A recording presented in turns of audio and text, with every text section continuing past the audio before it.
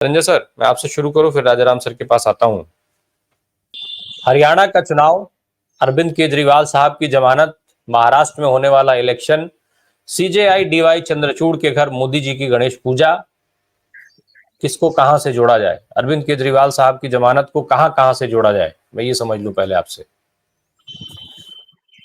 आपने कहा कि ये किसके गाल पर तमाचा। ये आम आदमी के गाल पर तमाचा है। ये पूरा जो आपने कड़ी जितनी कड़ियां जोड़ी हैं, वो सब कड़ियां जुड़ करके आम आदमी पे ठपाक से गाल पे लगता है। दोनों तरफ चपाट चपाट चोट लगती है। देखिए, जो सुप्रीम कोर्ट के दो जजों ने कहा है, जमानत पर तो एक मत थे, लेकिन गिरफ्तारी को लेकर के एक जज ने जो कहा है वो बहुत बड़ा महत्वपूर्ण है। हालांकि दो जज में से एक समर्थन में थे कि ठीक है, गिरफ्तारी होनी चाहिए उनकी, लेकिन दूसरे जज ने कहा है, जो जस्टिस उज्जवल भुइयां है, उन्होंने कहा कि सीबीआई की गिरफ्तारी जवाब से ज्यादा सवाल खड़े करती है। जैसे ही ईडी केस में उन्हें जमानत मिलती है, सीबीआई एक्टिव हो जाती है, ऐसे में गिरफ्तारी के समय पर सवाल खड़े होते हैं। सीबीआई को निष्पक्ष दिखना चाहिए और हर संभव कोशिश करनी चाहिए ताकि गिरफ्तारी में मनमानी न हो। जांच एजेंसी को पिंजड़े में बंद तोते की तरह नहीं होना चाहिए। ये जो धारणा है, ये तोड़नी चाहिए। ये क्या कह रहे हैं जस्टिस भुइयां के कहने का तात्पर्य क्या है? ये सुप्रीम कोर्ट ने सीबीआई पे तमाचा मारा है या नहीं मारा? गौरव भाटिया क्या कह रहे हैं वो बहुत महत्वपूर्ण नहीं है, क्योंकि पिछले 10 सालों से जो बीजेपी के नेता प्रधानमंत्री से लेकर के आम प्रवक्ता तक कह रहे हैं, वो सब, उनमें से ज्यादातर उनके बयान जो है देश के संविधान को अंगूठा दिखाते हैं। चाहे उत्तर प्रदेश के मुख्यमंत्री हो, चाहे भारत के प्रधानमंत्री हो, चाहे गृह मंत्री कहते हैं कि जम्मू कश्मीर में कांग्रेस ने नेशनल कॉन्फ्रेंस के साथ समझौता किया है, यह राष्ट्र विरोधी। क्या है ये? तो इसलिए मैं कहूंगा कि कुल मिलाकर के जो स्थितियां दिख रही है, वो हमारे लिए चिंता की बात है। कल जो कलकत्ता में हुआ, और ममता बनर्जी जो है इंतजार करती रही, और जो हड़ताली डॉक्टर है उनका प्रतिनिधि मंडल वहां नहीं आया, और नहीं आने के पीछे वजह ये रही कि प्रतिनिधिमंडल ने कहा कि नहीं, हम तभी आएंगे जब आप इसका लाइव टेलीकास्ट कीजिएगा। ममता बनर्जी ने कहा लाइव टेलीकास्ट नहीं होगा। तो पश्चिम बंगाल में जिस तरह की राजनीति हो रही है, वो क्या है? क्या संविधान के अनुकूल है? वहां पे आप गौर कीजिए कि वहां ये हुआ, आनन फानन में विधानसभा बुलाई गई 2 दिन के लिए, और 2 दिन के बाद विधानसभा बुलाए जाने के बाद ये तय किया गया कि 45 दिन में रेपिस्ट को फांसी दे दी जाए। उसमें बीजेपी भी साथ थी कि हाँ, बिल्कुल सही कह रहे हैं, लेकिन राज्यपाल ने उसको रोक दिया। फिर मणिपुर में जिस तरह की चीजें हो रही है, वो भी देख लीजिए। ये दोनों जगह सुप्रीम कोर्ट, हाई कोर्ट, तमाम कोर्ट और सब चीज। देखिए, अभी जो समय है ना, बड़ा संक्रमण का दौर है, और इसमें एक अच्छी बात यह है कि कुछ लोग तन करके खड़े हो रहे हैं न्याय के साथ। उसमें जस्टिस भुइयां ने जो कहा है, वो उम्मीद जगाता है। सीजीआई जब जाते हैं, उनके यहाँ प्रधानमंत्री आते हैं, तो निराशा पैदा करता है। ये कौन सी परंपरा का पालन करने जा रहा है? लेकिन जस्टिस भुइयां जब बोलते हैं कि ये गिरफ्तारी का जो समय है वो गलत है, तो उम्मीद बनी रहती है। हालांकि मैं हमेशा मानता हूं कि अच्छे लोग पूरी दुनिया में कम है, बुरे लोग दुनिया में ज्यादा है।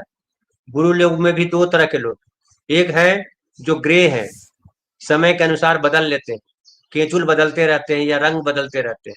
एक जो है ठोस रूप से बुरे हैं।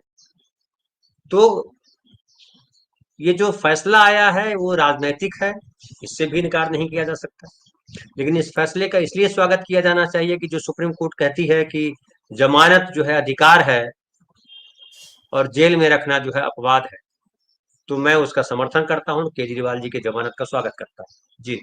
धनंजय सर, भले ही चंद्रचूड़ साहब से कोई कनेक्शन हो नहीं हो, लेकिन जिस तरीके से चंद्रचूड़ साहब के फैसले रहे हैं अभी तक, वो अपने आप में बहुत बड़ा सवाल खड़ा करते हैं। शिवसेना में तोड़फोड़ होती है, उसको वो बताते हैं कि तोड़फोड़ गलत हुई, लेकिन तोड़फोड़ करके जो सरकार बनाई गई उस पर वो कोई फैसला नहीं देते हैं।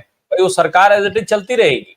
ये कैसे संभव हो सकता है कि एक चीज जो गलत तरीके से की गई उसको गलत करने के बाद जो दूसरी चीज उसी के साथ की गई वो सही हो गई, उस पर आप फैसला नहीं देंगे? ऐसे तमाम सारे फैसले जो हैं वो आधे अधूरे रहे हैं। हालांकि वो ये बात भी कहते रहे कि जजों को, लोअर कोर्ट से जजों को जमानत दे देनी चाहिए, जो है वो पार्टियों के कार्यक्रम में नहीं जाना चाहिए, संपर्क में नहीं रहना चाहिए, पार्टियां ज्वाइन नहीं करना चाहिए, राज्यसभा नहीं जाना चाहिए, इत्यादि इत्यादि।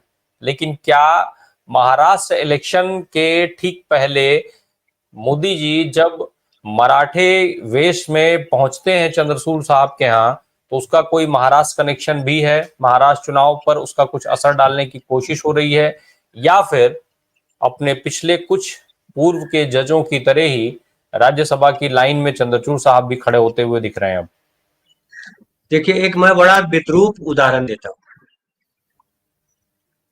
कि एक लड़की के साथ जो है दुष्कर्म हुआ, वो दौड़ी, उसके परिवार के लोग दौड़े और थाने गए। थाने में देखा कि जो दुष्कर्म करने वाले लोग हैं वहां बैठे हैं दरोगा जी के साथ और बतिया रहे हैं। क्या इम्पैक्ट पड़ेगा,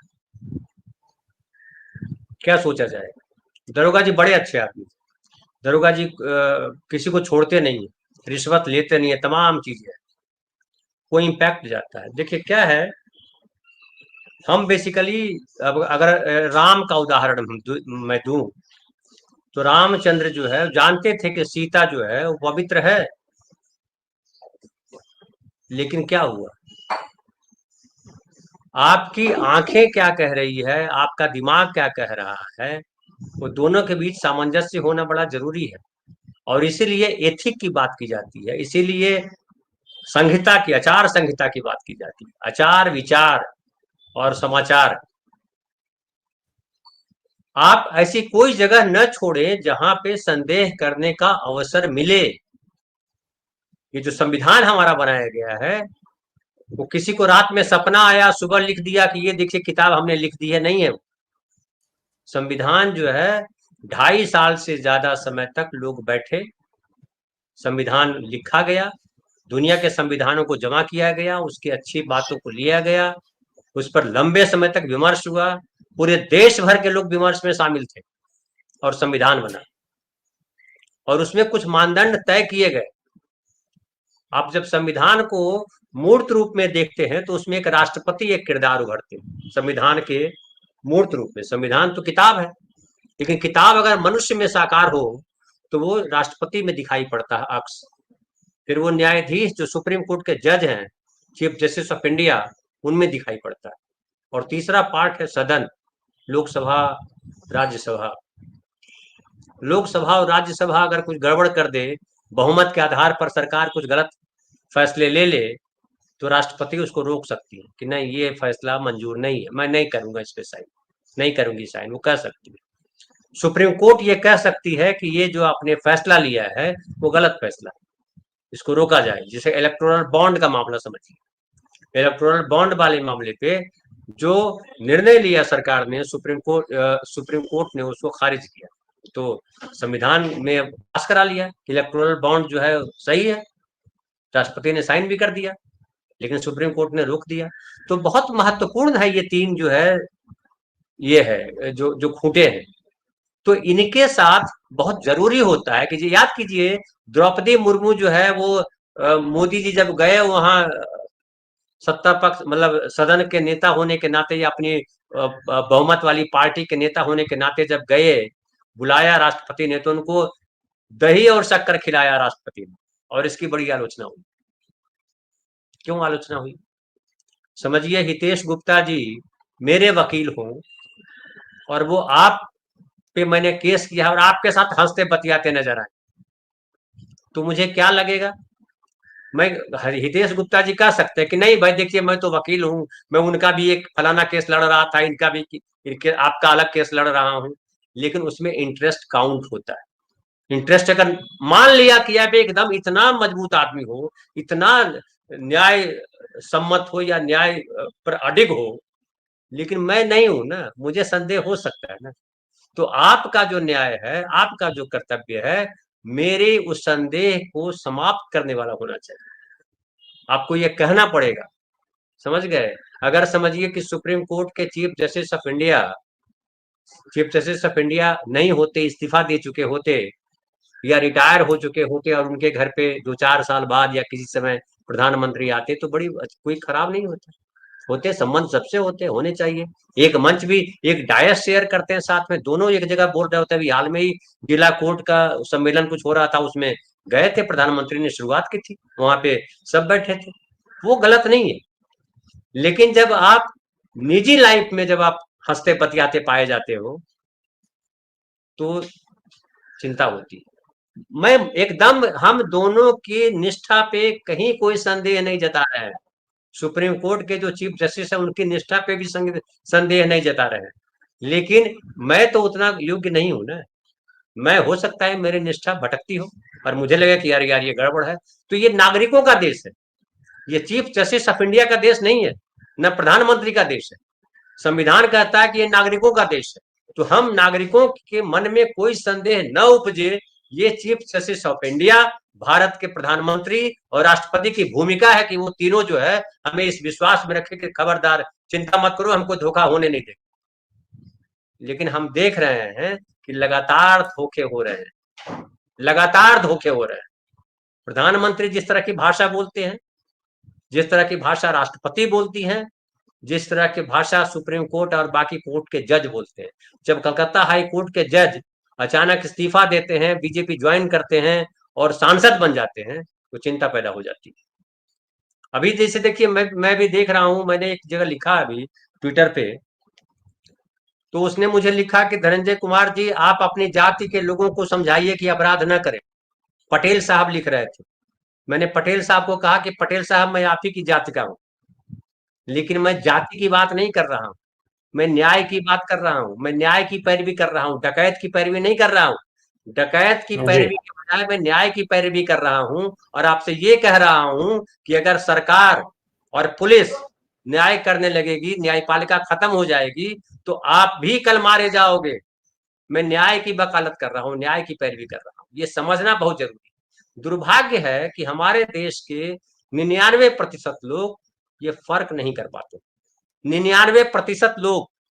और जब चीफ जस्टिस ऑफ इंडिया 99%, 100% में नहीं है, वो 3 में से 1 है, जैसे मैंने कहा, वो महत्वपूर्ण है, बहुत महत्वपूर्ण है चीफ जस्टिस ऑफ इंडिया। अगर वो इस फर्क को नहीं पहचानेंगे तो बड़ी चिंता हो जाएगी, और ये बड़े दुर्भाग्यजनक बात है। हम हितेश भाई की निश्चित। बात से पूरी तरह सहमत है कि वो इस मामले में ऐसा फैसला दिया, उस मामले, तमाम चीजों में कहीं उनकी निष्ठा पे सवाल नहीं कर रहा हूं, लेकिन उस बिंदु पे सवाल कर रहा हूं जो हमें न्यायालय के नाते या सुप्रीम कोर्ट के जज, चीफ जस्टिस होने के नाते जो उनसे अपेक्षा थी वो भंग होती है। प्रधानमंत्री से, तो नरेंद्र मोदी जी से मुझे कोई अपेक्षा नहीं है, मुझे तनिक उनसे शिकायत नहीं। अगर यही काम राहुल गांधी करने लगे कल, तो मुझे शिकायत होगी, क्योंकि उससे मुझे उम्मीद लगी है, लगा है कि नेहरू जहां छोड़े थे वहां जाके खड़े हो जाएंगे। कल मैंने एक जगह और मैंने ये बात की, आप समझिए इस लाइन को मैं जो कहने जा रहा हूं, कि जब वहां पे सोमनाथ मंदिर का पुनरुद्धार हो रहा था, तो पटेल जी ने कहा था, बीड़ा लिया था सरदार वल्लभ भाई पटेल ने, नेहरू जी ने रोका था उनको कि ये मत करिए आप, ये आपका काम नहीं है। फिर जब पुनरुद्धार हो गया तो उद्घाटन करने के लिए गए, राजेंद्र प्रसाद जा रहे थे, उनको भी रोका उन्होंने, नेहरू जी ने, कि मत करिए, इससे गलत मैसेज जाएगा। वो भी गए, और ये गलत परिपाटी।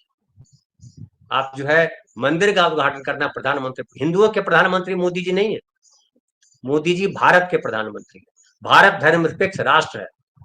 अब कई लोग उसमें लिखते हैं, बकवास करते हैं, अरे धर्मनिरपेक्षता कुछ नहीं होती है, धर्मनिरपेक्ष तो इंदिरा गांधी ने लिख दिया। अरे भाई, तुम्हारी इस बेवकूफी भरी बात का कोई जवाब नहीं हो सकता है, लेकिन उसमें पढ़ो, जब लिखा है धर्म, जाति, लिंग, भाषा, जन्मस्थान, प्रांत के आधार पर भेदभाव नहीं होगा, उसका मतलब वही होता है। तो जब प्रधानमंत्री आरती उतारते हैं ना, तो भारत के संविधान को चोट लगती है। आपने जो तमाचा की बात कही ना, तो भारत का संविधान तो मनुष्य रूप में है नहीं कि उसके गाल होंगे, उसका दिमाग होगा, उसका चेहरा होगा, लेकिन हम उनके दिमाग, चेहरा, भारत के नागरिक है। हमारे गाल पे तमाचा पड़ता है, हमारी चिंता होती है। ये देश हमारा है, किसी प्रधानमंत्री का देश नहीं। जी।